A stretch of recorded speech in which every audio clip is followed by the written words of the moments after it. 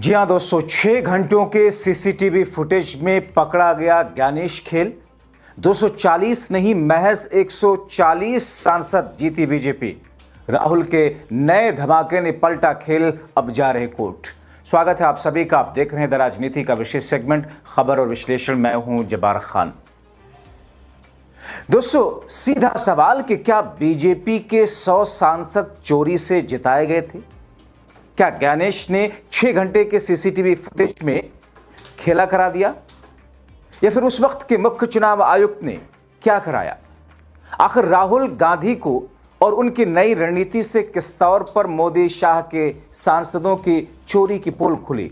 तो फिर एक बार फिर जब राहुल गांधी इंडिया गठबंधन की कमान संभाल रहे हैं, तो ऐसे में आगे आने वाले दिनों में किस तौर पर कशमकश देखने को मिलेगी, विस्तार से दोस्तों आपको सब कुछ बताते हैं। दोस्तों, आजाद भारत में पहली बार वो हुआ बंगाल में जो कभी नहीं हुआ था। मोदी शाह की जोड़ी ने किस तौर पर, कथित तौर पर चुनाव आयोग के सहारे बंगाल में वो खेला कराया जिससे लोकसभा में हूबहू किया गया था। राहुल गांधी ने एक नया धमाका किया। उधर ममता के टीएमसी के 100 विधायकों के कथित चोरी से जिस तौर पर जिताए जाने की बात सामने आ रही है, और उसके बाद ममता कोर्ट में जाने की तैयारी में इस्तीफा ना देने का ऐलान करके एक तरीके से देश की राजनीति में एक नई बहस तो जन्म दी ही, एक नई बौखलाहट बीजेपी खेमे के लिए भी है। इसी बीच में एक बार फिर से लोकसभा 2024 के चुनाव में 100 सांसदों की चोरी की खबर ने देश में तहलका मचा दिया। राहुल ने 6 मई को एक एक करके सारे सबूत रखे। ऐसे में कहा जा रहा है कि एक तरफ बंगाल का मामला कोर्ट में पहुंच रहा, तो दूसरी तरफ लोकसभा में मोदी खेमे के 100 सांसदों को चोरी से जिताने का मामला भी कोर्ट में जाएगा। दूसरी तरफ तमिलनाडु के नए बनने जा रहे सीएम थलपति विजय ने भी जिस अंदाज में राइट विंग के खिलाफ मोर्चा खोला है, वो इंडिया गठबंधन को एक नई शक्ति प्रदान कर रहा है। दोस्तों, राहुल गांधी ने, सबसे पहले आपको राहुल का ट्वीट दिखाते हैं। उन्होंने ट्वीट करके कहा आपसे थोड़ी देर पहले कि वोट चोरी से कभी सीटें चुराई जाती हैं, कभी पूरी सरकार। लोकसभा के 240 बीजेपी सांसदों में से मोटे तौर पर हर छठा सांसद वोट चोरी से जीता। पहचानना मुश्किल नहीं है। क्या उन्हें बीजेपी की भाषा में घुसपैठिए कहें? और हरियाणा, वहां तो पूरी सरकार ही घुसपैठिया है। जो संस्थाएं अपनी जेब में रखते हैं, जो मतदाता सूचियों और चुनावी प्रक्रिया को तोड़ मरोड़ देते हैं, वो खुद रिमोट कंट्रोल्ड हैं। उन्हें असली डर सच्चाई का है, क्योंकि निष्पक्ष चुनाव हो जाए तो आज ये 140 के पास भी नहीं जीत सकते।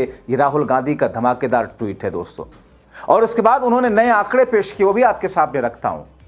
मतलब एक तरफ देश में बंगाल एक नया एक्सपेरिमेंट चुनाव जीतने का बना, तो दूसरी तरफ बंगाल को एक नए हिंदुत्व की लेबोरेटरी के तौर पर भारतीय जनता पार्टी वहां पर नई प्लानिंग के साथ में नए तेवर में दिख रही है।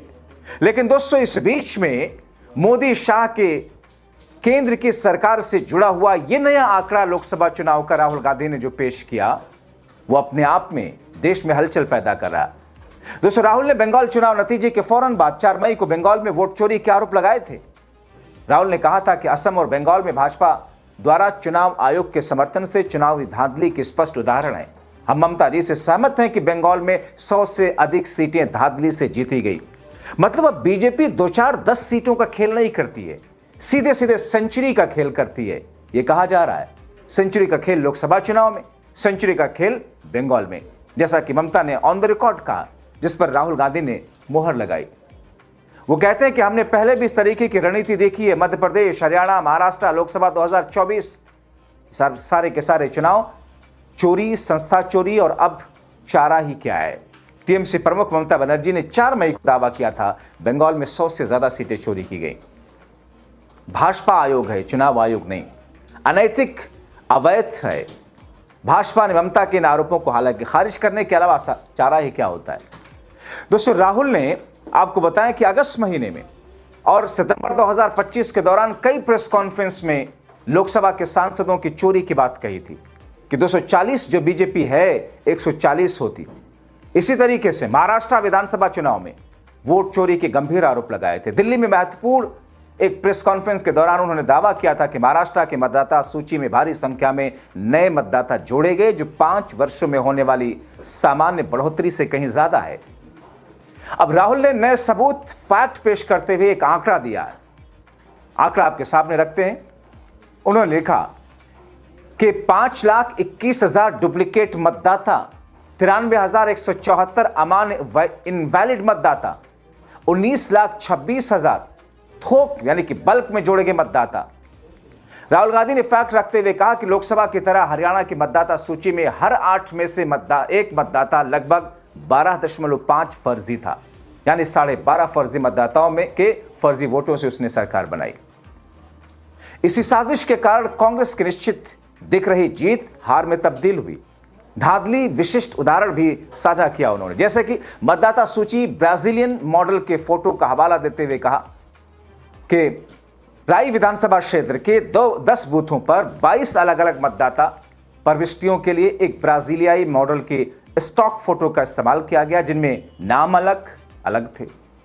संदिग्ध पते की झोल से बीजेपी ने खेल को और मजबूत किया और आयोग के सहारे एक ही पते पर कई बार एक जैसे फोटो या भारी संख्या में मतदाताओं के नाम जोड़े जाने के मामले भी सामने आए। यानी कि दोस्तों, हरियाणा महाराष्ट्र में जिस तरीके का खेल किया गया, उसी तरीके से लोकसभा चुनाव में बीजेपी और चुनाव आयोग ने कथित तौर पर कराया, वरना बीजेपी 140 सीटों पर सिमट रही थी।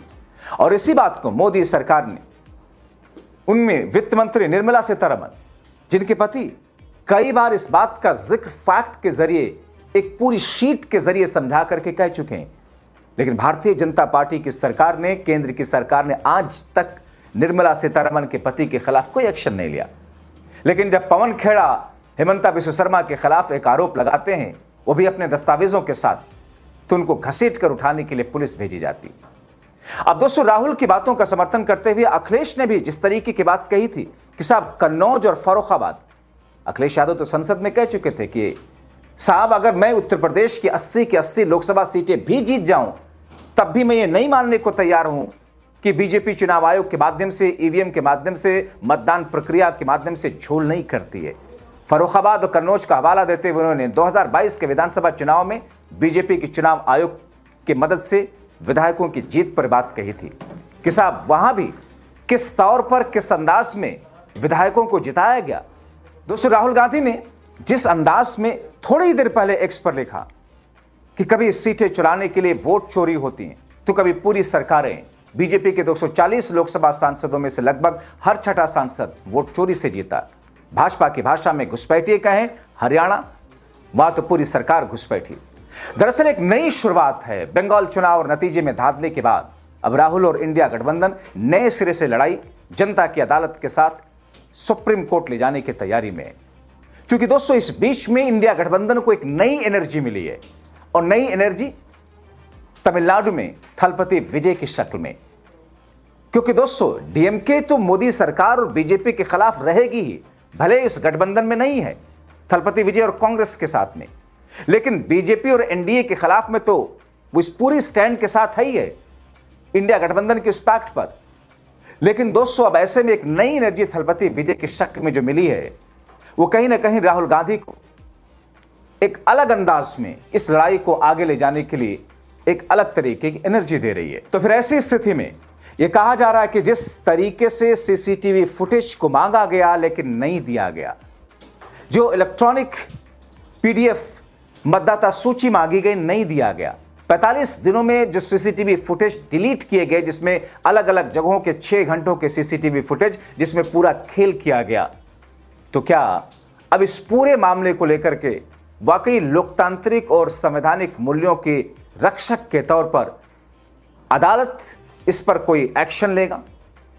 अदालत में पहुंचने के बाद यह मामला किस तौर पर, किस करवट बैठेगा जाएगा, जनता इसको किस तौर पर आगे देखेगी, या फिर भारतीय जनता पार्टी की केंद्र की सरकार और एजेंसियों और चुनाव आयोग के मिले भगत के सामने इन सब की आवाज जंगल में बकरी की मिमियाहट की तरह साबित होकर रह जाएगी? ये सब कुछ देश की जनता पर निर्भर करता है, आप सब पर। जागरूक रहें, अपनी राय लिखें।